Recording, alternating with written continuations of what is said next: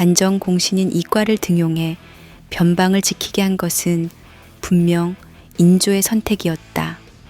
그러나 지금 일어나는 대대적인 체포와 고문, 그리고 거짓 자백의 연출은 서인들이 주도하고 있었다.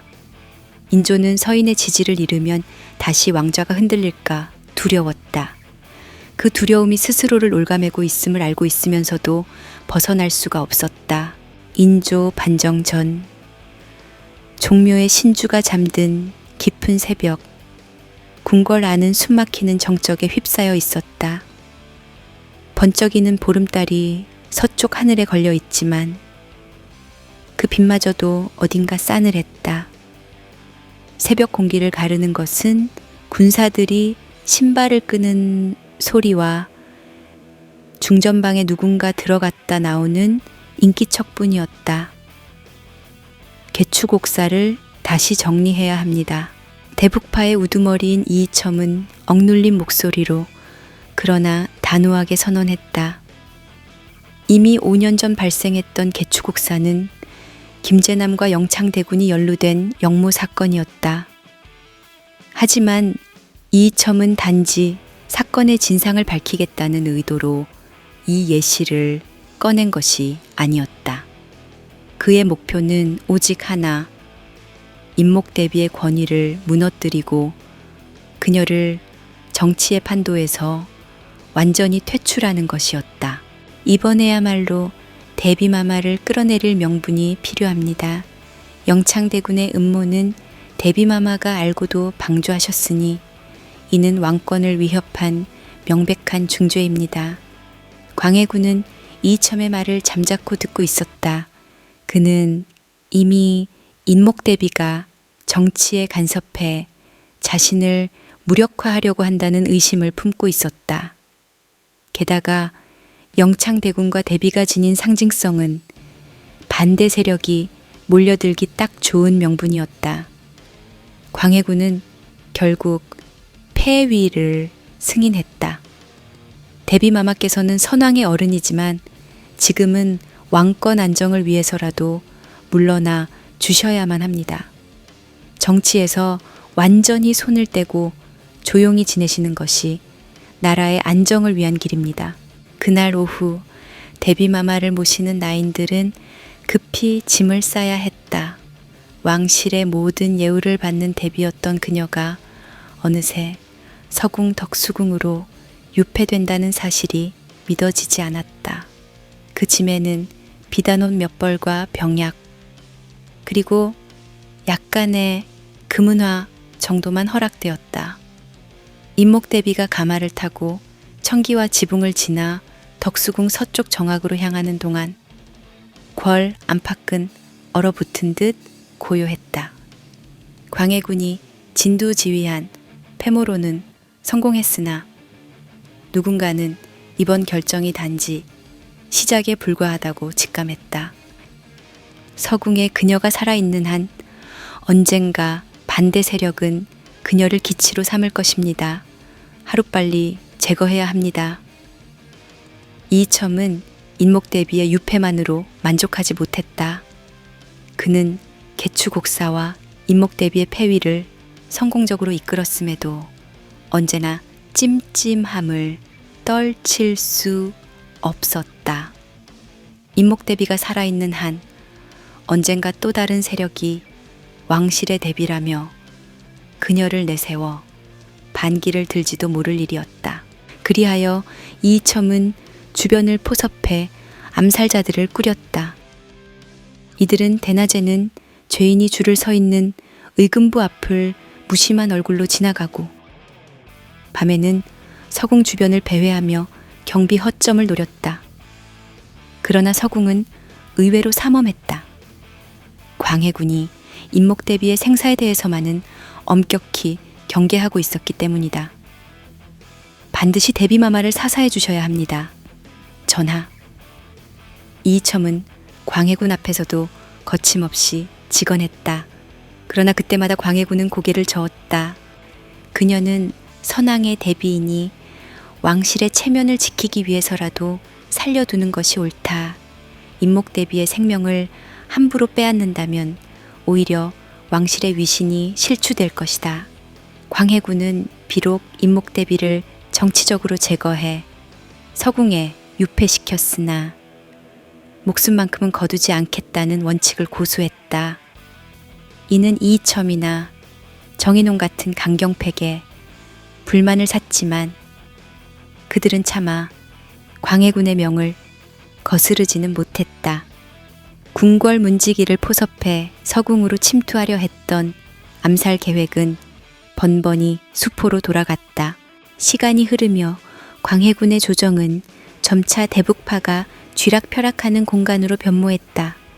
강경파인 이이첨과 정인홍을 중심으로 대북파 세력은 모든 관직 인사를 독점하고 서인 계열이나 광해군과의 반대 세력을 철저히 배척했다. 폐하, 우리 대북파는 전하의 왕권을 확고히 지지하고 있습니다. 조정을 안정시키기 위해서는 강력한 권력이 필요합니다. 누가 감히 다시 반기를 들겠습니까? 이이첨의 말은 꿀을 바른 독배 같았다. 광해군도 안다. 지금이야 대북파가 자신을 지지하는 형식을 취하지만 실제로는 그들이 모든 실권을 틀어쥐고 있다는 사실을 부인할 수 없었다. 정인홍 역시 마찬가지였다. 그는 조정의 중앙 인사권을 쥐고 휘두르며 신진 관료들을 대북파 출신으로 채웠다. 반대 의견은 철저히 묵살당했다.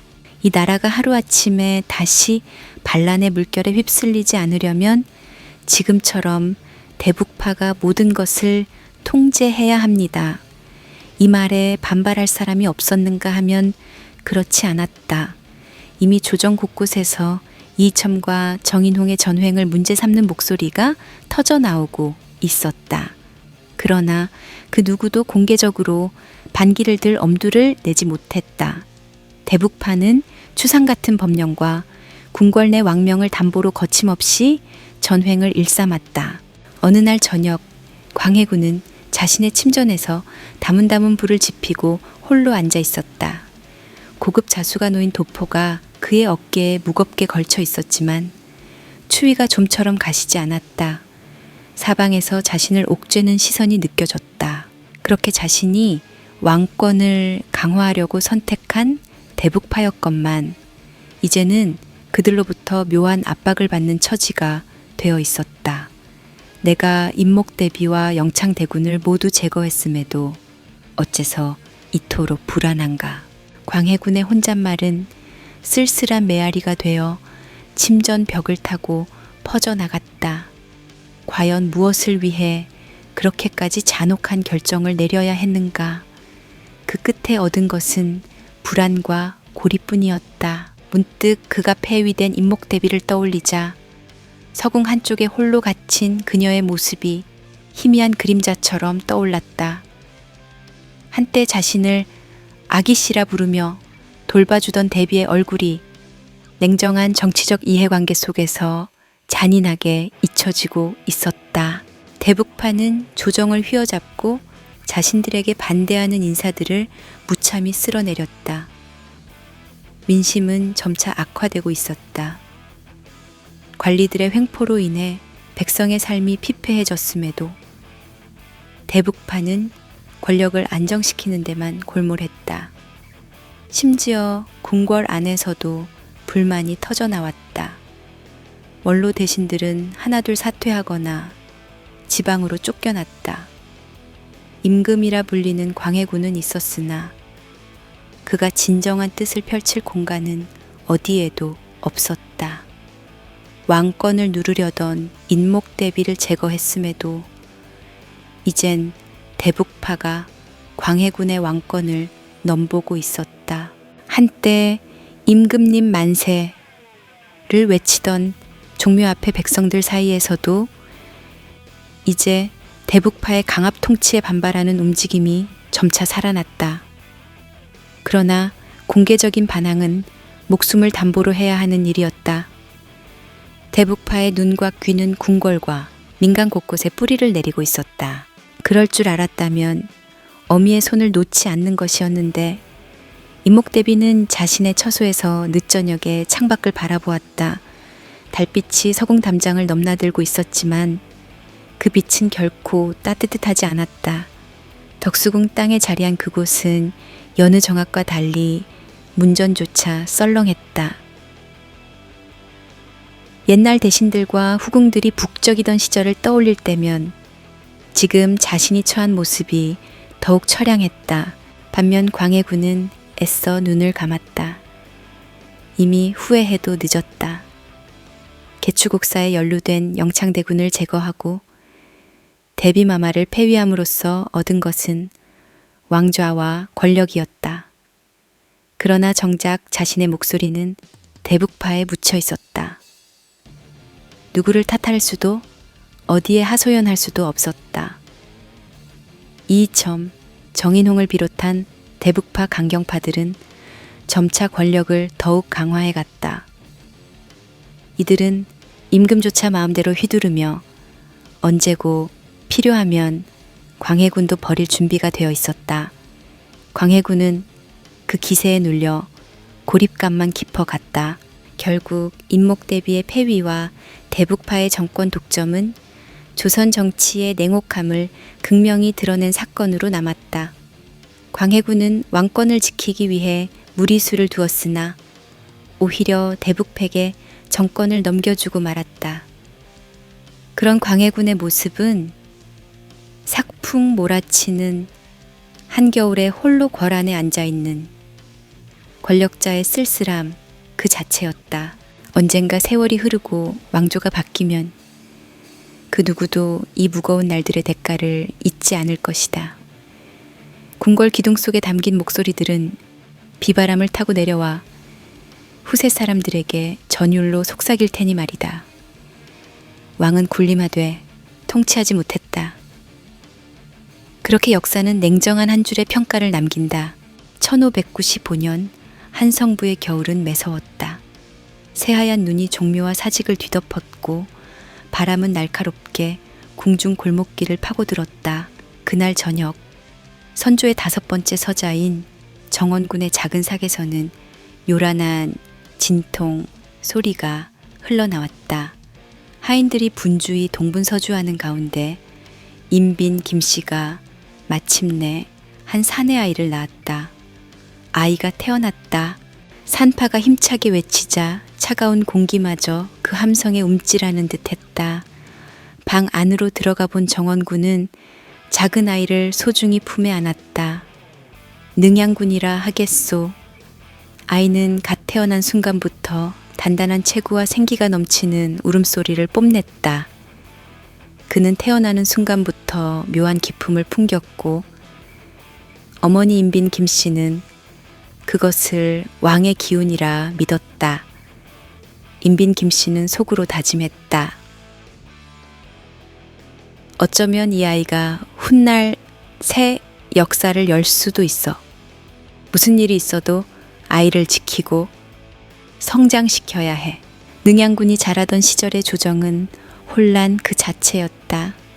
선조 말년 서얼과 반개 왕족은 늘 정치적 도태나 제거 대상이 되기 일쑤였다. 특히 선조가 광해군을 세자로 책봉한 뒤로는 자연스레 광해군이 다음 왕위 계승자로 주목받았다. 어머니 임빈 김씨는 상황을 예민하게 파악하고 있었다. 광해군이 세자로 확정되었다고는 하나 세자에게 혹여라도 위협이 될 인물은 정치 세력이 가만두지 않을 터였다. 반개 왕족인 능양군의 이름이 알려지는 것은 곧 위험 신호였다. 그럼에도 능양군은 유별나게 돋보였다. 몸이 튼튼하고 학문에 열정을 보였으며 궁중에 나아갈 때마다 그의 언행에 대해 기상이 비범하다라는 평이 들려왔다. 소문은 순식간에 궐 안팎으로 퍼졌다. 광해군과 대북파의 일부 인사들은 호감을 넘어 불편함을 느끼기 시작했다. 능양군, 아이가 어쩐지 범상치가 않아 괜히 나중에 변수가 되지 않을까. 그러나 정작 능양군 자신은 외부 평판을 전혀 모른 차에 차분히 학문을 닫고 무예를 익혔다.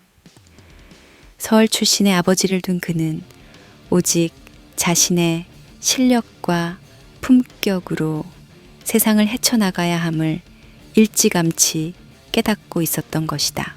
1608년 선조가 승하하자 광해군이 즉위했다.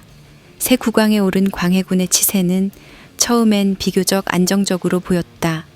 임진왜란 이후 황폐해진 국토를 재건하고 국정개혁에 어느 정도 의욕을 보였다. 그러나 시간이 지날수록 광해군은 경신환국으로 대표되는 대북파를 전면에 내세워 정권을 장악했고 반대 세력을 가차없이 제거하기 시작했다. 이때 반개 왕족 중에서도 가능성이 있어 보이는 인물들은 잠재적 위협으로 분류되었다. 그중 한 명이 바로 능양군이었다. 능양군이 왕기가 강하다는 소문이 떠도는데 사실인지 알아보시오. 광해군은 은근한 음성을 띄었지만 눈빛은 매서웠다. 대북파의 핵심 인사 이이첨과 정인홍 같은 이들이 능양군 집안을 예의주시했고 서서를 파견하여 그 행적을 정탐했다. 한편 능양군은 최대한 몸을 낮추며 정치 무대에 발을 들이지 않았다. 주상께서 나라를 다스리시는 동안 우리는 그저 충성을 다하면 됩니다. 표면적으로는 그렇게 말했지만 능양군도 그의 가족들도 안팎으로 감도는 긴장감을 놓을 수 없었다. 1615년 능창군이 영모 혐의에 연루된 사건이 발생했다. 능창군은 능양군과 가까운 사이였기에 광해군과 대북파는 이번 기회에 능양군까지 함께 엮으려 했다. 능양군 역시 능창군과 내통하였다는 증거가 있을 것입니다. 철저히 조사해야 합니다. 대북파의 의심과 압박은 날로 거세졌다. 그러나 정작 어떤 결정적 증거도 나오지 않았다. 능양군은 개인적인 지인이나 친구들도 평범했고 정치 활동에 적극적으로 나선 적이 전혀 없었기 때문이다. 역으로 서인 세력은 이 사건을 계기로 억울한 왕족을 구출해내는 모습으로 백성의 지지를 얻고자 했다. 능양군의 혐의를 부정하며 그를 보호하려는 움직임이 가시화되었다. 서인 일파의 한 관리가 능양군을 찾아가 귀띔했다.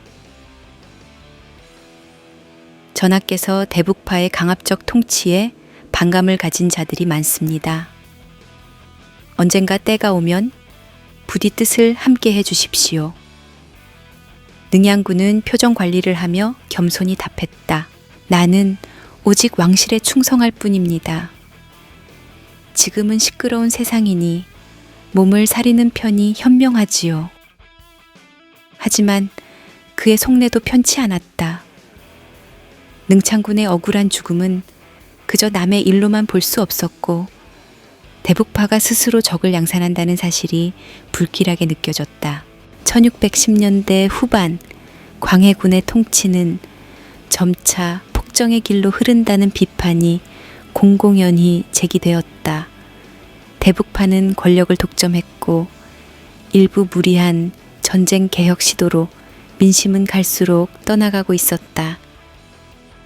그 와중에 서인들은 능양군을 비밀리에 추대하고자 했다. 능양군은 예의와 덕망이 있으시고 무엇보다 광해군에 비해 훨씬 백성을 헤아리실 것입니다. 서인 세력의 수장급 인물들은 숱한 모의를 거듭했다. 광해군의 폐위와 능양군 추대를 결행할 날이 서서히 다가오고 있었다. 능양군의 입장에서도 광해군이 대북파와 손잡고 권력을 휘두르는 모습을 보며 더는 방관할 수 없다라고 느꼈다.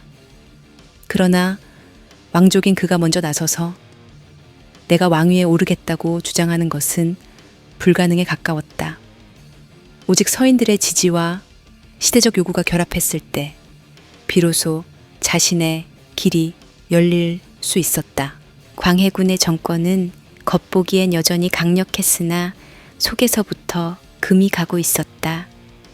대북파의 전횡에 대한 불만, 임목 대비 폐위 사건으로 인한 도덕적 타격, 무엇보다 백성들이 느끼는 피로감이 극에 달해 있었다. 그 틈새를 파고든 것은 서인들이었다. 비밀리에 흘러나오는 소문에 따르면 성군이 될 인재가 따로 있다. 광해군은 이미 천운을 잃었다. 같은 이야기들이 궁궐 담장을 타고 민간에 퍼져나갔다.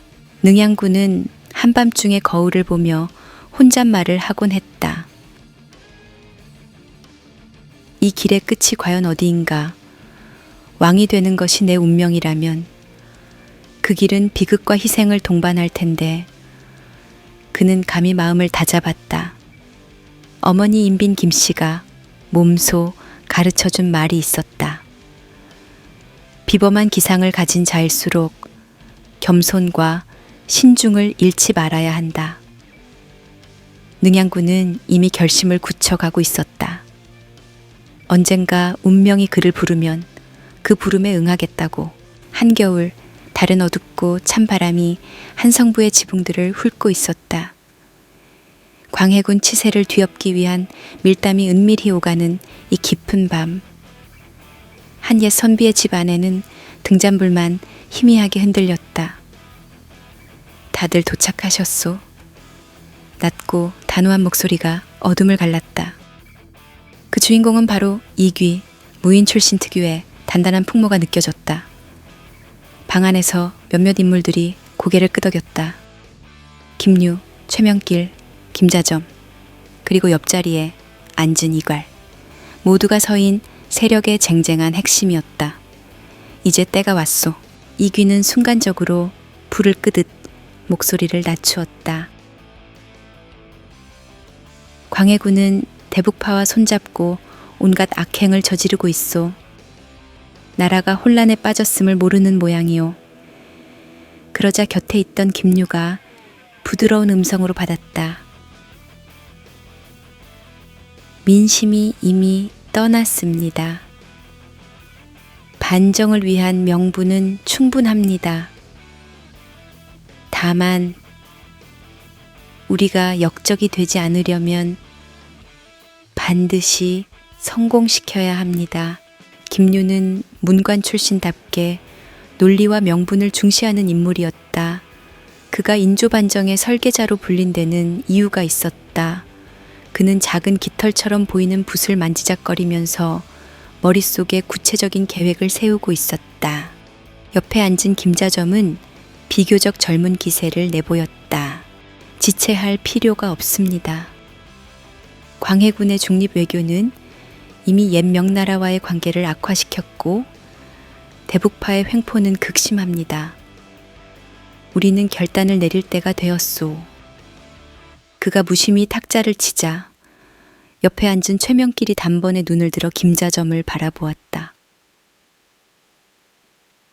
난 우리의 목표가 단순한 권력 교체로만 끝나지 않기를 바랍니다.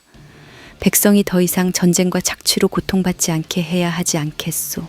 최명길은 실용주의자로서 이후 병자호란의 화의를 주장해 논란의 중심에 서게 될 인물이지만 지금은 오직 반정의 성공과 그 이후의 새로운 통치 방향만이 그의 머릿속을 가득 채우고 있었다. 그때 가만히 뒤쪽에서 듣던 이괄이 자리에서 벌떡 일어섰다. 군사적 감각이 발달한 그였기에 군력에 대한 안배부터 빨리 결정해야 한다는 생각이 앞섰다. 나는 이미 군사들을 규합해 두었소.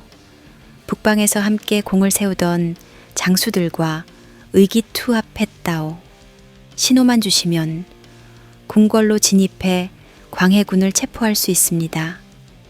방 안의 분위기는 싸늘하면서도 뜨거웠다. 드디어 반정의 불씨가 점화되는 순간이었다.